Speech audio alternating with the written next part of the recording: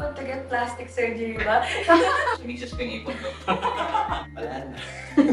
Onte. Onte. Tama. May ipon ako sa loob. Wala. May iPhone ako, ipon wala. Lahat ng bilihin, bahay pa lang. Kaya paano naman, struggling girl, kailangan meron. Ipon? Ipon to get plastic surgery ba? Yes, I have. Char, ano po, nag-iipon po ako, pero it's not that big. Nag-iipon ako like, for emergencies to. Kasi nga, like, I think a lot of people get this na parang since the pandemic started, merong worry na baka may mangyari ulit. So like, we're all prepping for that. So, yun ang iyong pinag-iipunan. Opo. So like, for emergencies. Naipon ka ba? Yes. Anong pinag-iipunan? Future. Meron, hindi po siya ipon, pero parang investment siya sa Pinas po. Nag-invest po, parang share capital po siya.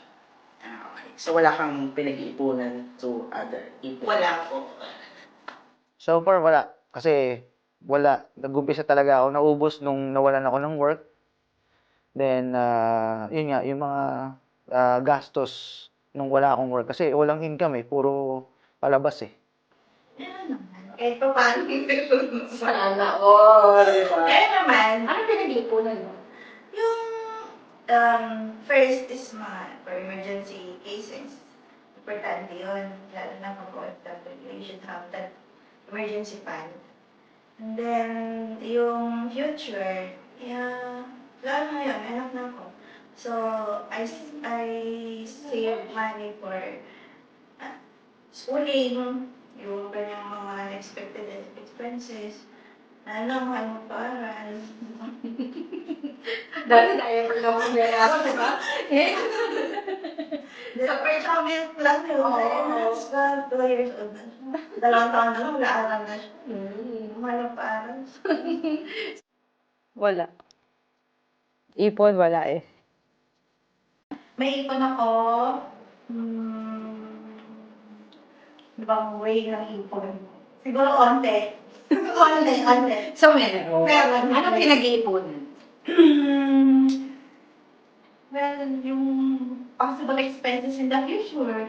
Yung ganun. So, yeah. So ngayon, ipon wala na, naubos. Bilis na ubos, lalo na ng pandemic. Tapos, investment ko, May ipon ka ba? Wala. Bakit? Kasi, I've been in Dubai for 2 years. And then, the past, like, almost 2 years, it was like COVID.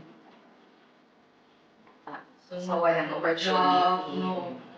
Wala kang trabaho dun sa 2 years? May work, kaya lang, di ba when yung kasagsagan ng COVID at sa half salary lang binibigay ng company. Tapos magkano lang ang sweldo ko? Tapos ginalahati pa eh, no? Kaparas lang. Sige. sa totoo, wala talaga, lahat talaga. Start ng pandemic, lahat. Nawala pa talaga. Yes, meron akong ipon. Meron naman po. Pero sana mas madami pang ipon. Ano naman ang pinag-iipunan mo? Future. So, ang family, yung sa sarili, investment, at saka yung mga gusto mong gawin. At gusto mong may isip. Sa hala ko siya. Wala na. Bakit? Mga responsibilities sa bahay. Siyempre parang, ewan ko, ito din kasi mostly na ano ko ngayon na kailangan ko na rin mag-start kasi gawa ng, aside from andun yung part na nagpadala ko and on and off na mga additional expenses. Yeah. Meron po. May ipon ako sa loob. If wala, bakit? If meron, anong pinag-iipunan?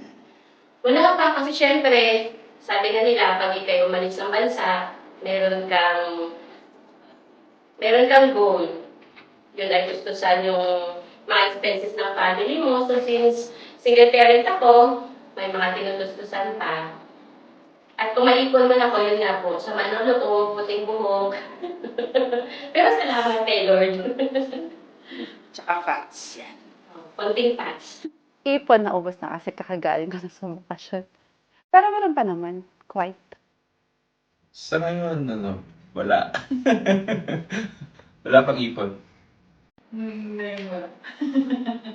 Bakit? Bakit? Kasi ako yung nagsusupport sa family. Would you say na may ipon ka? Yes. Wow, sana all! Ano pinag-iipunan mo? Actually, ngayon, nag-iipon po ako para sa kapatid kong bunso. Then, nag-iipon po para makabili ng sariling sasakyan. Teka, sasakyan saan? Dito o saan? Sa Pilipinas po. Ferdinand. Buti pa siya. Ano pinag-iipunan mo? Well, nag-iipon po ako ngayon for my own wants and needs. Kasi ayaw ko masyadong umasa sa parents ko. I mean, nagbibigay po sila ng allowance, but I do my best na i-budget siya every month. And I make sure na tuwing mag-travel ako, going to university, may matitira for emergencies or anything that I want to buy. Sana all. Nandun sa ano? Resibo. So, remittance. Remittance. Bakit wala? Kasi po, dito sa Dubai, mahal lahat ng bilihin, bahay pa lang, tsaka yung sahod man. So, hindi po enough. May ipon ka ba? Ako, meron naman. Kahit paano naman, struggling pero kailangan meron. Sana all. Sige, meron bang pinag-iipunan? Marami. Bahay para sa family kasi kakasal lang namin. So, yun, for starting ngayon yung family natin. Oh, sana all. Okay, ako wala akong ipon. Bakit? Kasi pinag-aaral yung mga anak ko, pinag-aaral sila sa gusto nilang school, kaya wala akong ipon. Sila yung nag-iipon, hindi ako humihingi ng pera sa kanila. Para yung pera pang gagamitin. Sila yung ipon. Sila nag-ipon para sa'yo. Bakit? Kasi napapadala ko lahat sa may mga ginabayaran ko. May iPhone ako, ipon wala. Sige, if wala, bakit? Kasi lagi lang padala.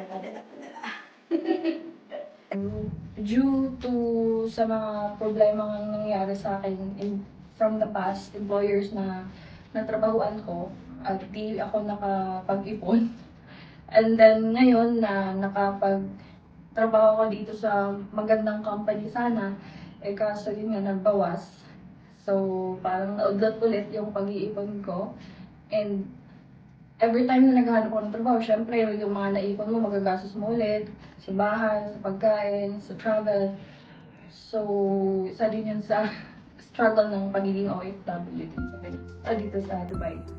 Ipon, personally, wala. Nasa misis ko yung ipon ko. Sa ipon mo, sige. Nasa misis ko yung ipon ko. Sige. So, sige. Well, baka nung-mention mo na, pero bakit? Bakit ka walang ipon? Kasi, dati, ang sahod ko lang is less than 5K. I'm still supporting my family.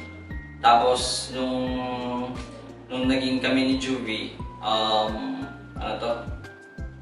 yung sahod ko sapat lang, and then inuuna ko din talaga yung mga bills namin. Which is yung sobra, binibigay ko lang din sa asawa ko.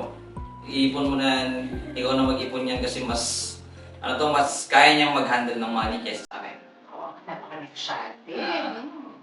Hindi ko mahirap yan, sorry di ba, syempre may asawa ka na, tapos si mami, nagbibigay ka pa rin ba? Ay, hindi na po. Talaga? Okay. Si mama na ang nagbibigay sa akin. Ganun ba yun? Hindi ko alam. Pero at least, hindi mahirap sa'yo. Hindi na po. Kasi hindi naman na nila ako nire-require. Hindi kayo no-windows. Okay. Yes, no. Pa siya. If meron, ano ang pinag-iipon? Bakit ka nag-iipon? O ano ang pinag-iiponan? bata ako, lagi nung sinasabi ng lolo, ipon. Ipon ka ng pera para meron kang pambili sa mga gusto mo, ganyan. So parang ever since first grade, lagi na ako sinasabihan. Tapos every time na pag umaalis siya, lagi siyang may pasalubong sa akin na alkansya. Na parang kailangan natin makaipon ka ganyan. So parang nung around grade 2, nakaipon ako ng mga around 25,000. Coins and 5 pesos. Meron naman, sa awa ng Diyos, nung umuwi ako ng lupa. Ano po yung pinag-iipunan niyo? Yung magawa ko ng sarili kong bahay. Kasi wala pa akong sariling bahay. Meron lupa ka na? Oo. Yung ngayon, na ano ko muna yung papag-invest nga muna akong lupa. Kasi ito nga, kasi di ba, tagal ko na dito sa abroad. Magda 10 years na ako. Sa UAE ka lang kita? Isa lang talaga din. Dami kasi ang amo ko sa lokal. Lokal. Oo. Ngayon, nag-iba na ako ng pangmasok na ako ng cleaner. Tapos yun. So, at least may lote ka na. Oo, ngayon nakabili, pero ano siya, installment, 3 years to pay.